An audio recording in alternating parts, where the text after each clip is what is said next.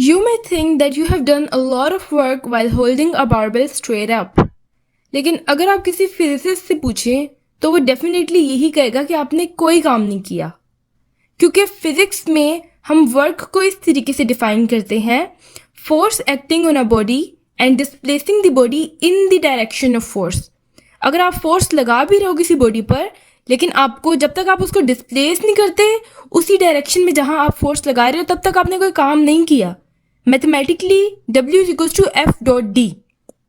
देखिए, अगर यहाँ पर डिस्प्लेसमेंट जीरो हो जाती है, यानी डी की वैल्यू जीरो है, आपने सिर्फ उसको पकड़ा हुआ है, आप उसको ऊपर तो नहीं मूव करवा रहे, ठीक है, तो डिस्प्लेसमेंट जीरो है तो आपका सारा वर्क जीरो हो गया। सही है। तो आपको यकीनी तौर पे उसको बारबेल को ऊपर और नीचे मूव कराना पड़ेगा ताकि आप कह सको कि हाँ मैंने अब वर्कआउट किया है। ठीक है। अब यहाँ पर आप डॉट देख रहे हैं, इस डॉट का मतलब है डॉट प्रोडक्ट। पीछे प्लेलिस्ट में हमने वेक्टर की प्लेलिस्ट में हमने डॉट प्रोडक्ट और क्रॉस प्रोडक्ट के बारे में पढ़ा था। अगर आपको आइडिया नहीं है तो आप वहाँ से देख लें।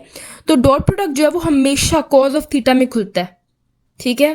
क्यों? क्योंकि कॉज ऑफ थीटा की कुछ प्रॉपर्टीज होती हैं। हम यहाँ साइन भी लगा सकते थे लेकिन हमने नहीं लगाया।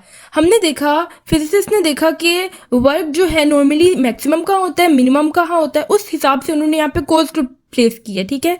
जिस तरह अभी हम यहाँ देखेंगे कि जब आप theta is equal to zero करते हो, theta is equal to zero का क्या मतलब है कि फोर्स और डिस्प्लेसमेंट वो दोनों सेम डायरेक्शन में है, एक ही डायरेक्शन में है। तो कॉज ऑफ जीरो क्या होता है? वन का मतलब यानी मैक्सिमम वर्क आपने किया है।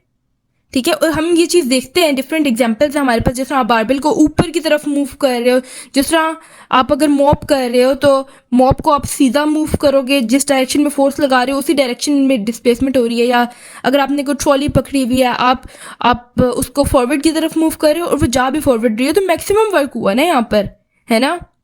अब देखते हैं कि अगर हमारे पास थीटा 90 हो, अगर हमारे पास थीटा 90 हो, इसका क्या मतलब है कि फोर्स और डिस्प्लेसमेंट दोनों 90 के एंगल पे है, यानी परपेंडिकुलर है एक दूसरे से। ठीक है। तो इस केस में जो वर्क होगा, ठीक है, वो जीरो होगा। क्यों? क्योंकि कॉज ऑफ 90 जीरो होता है। अब यहाँ पर देखेंगे वैल्यूज किस तरीके से चेंज हो रही हैं और उन्होंने कॉज ही क्यों रखा, क्योंकि काफी बच्चों को ये कंफ्यूजन होती है कि कॉज ही क्यों रखा भाई, डॉट प्रोडक्ट क्यों लिया। ठीक है।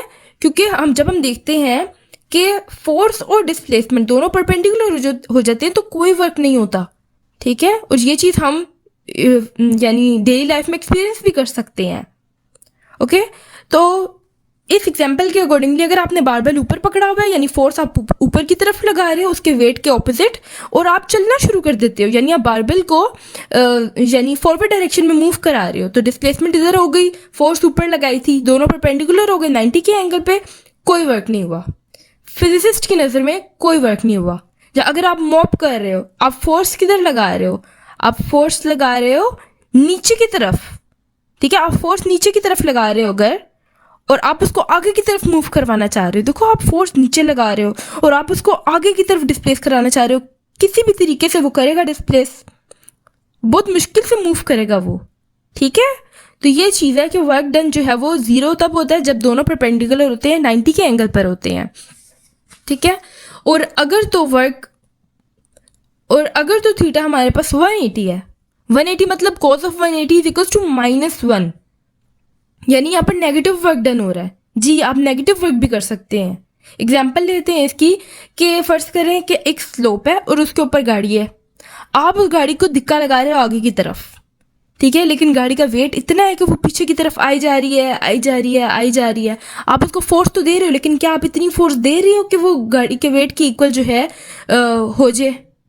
आप इतनी फोर्स तो नहीं दे रहे। तो होगा क्या कि आप ही उस गाड़ी के साथ साथ पीछे की तरफ आते रहोगे, और ये नेगेटिव वर्क ही है ना, यानी आप वर्क तो कर रहे हो, बट जिस डायरेक्शन में आप उसको मूव कराना चाह रहे थे, आप फोर्स आगे की तरफ लगा रहे हो, वो डिस्प्लेस किधर कर रही है? पीछे की तरफ डिस्प्लेस कर रही है।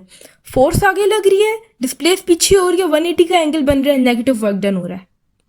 ठीक है। तो ये बहुत अच्छी एग्जांपल मुझे मिली थी, यानी मेरे माइंड में खुद ही आई थी इसकी, नेगेटिव वर्क डन की।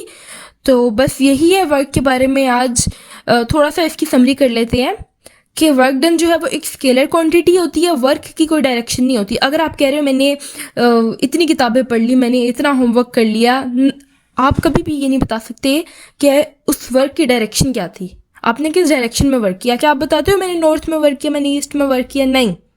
हम प्रेशर लगाते हैं तो हम डायरेक्शन बताते हैं, हम कहते हैं कि हमने डाउनवर्ड डायरेक्शन में प्रेशर लगाया है या अपवर्ड डायरेक्शन में प्रेशर लगाया है, लेकिन वर्क की कोई डायरेक्शन नहीं होती। ठीक है। उसके अलावा अगर थीटा, अगर जो एंगल है फोर्स और डिस्प्लेसमेंट के बीच में वो 90 से कम हो, जिस तरह हमने जीरो की एग्जांपल ली थी, तो वर्क डन एक पॉजिटिव क्वांटिटी आता है। अगर थीटा 90 हो तो वर्क डन 0 होता है। अगर थीटा ग्रेटर हो 90 से, जिस तरह हमने 180 की एग्जांपल ली, तो नेगेटिव वर्क डन आता है। इसके अलावा जो ऐसा यूनिट होता है वर्क का, वो न्यूटन मीटर होता है, न्यूटन फोर्स की वजह से और मीटर डिस्प्लेसमेंट की वजह से। ठीक है। और कोलेक्टिवली इसको हम जूल्स भी कह सकते हैं। So that's it about the work, and let me know in the comment section how you like the video, and make sure to like or subscribe if you are new. Till then take care, अल्लाह हाफिज़।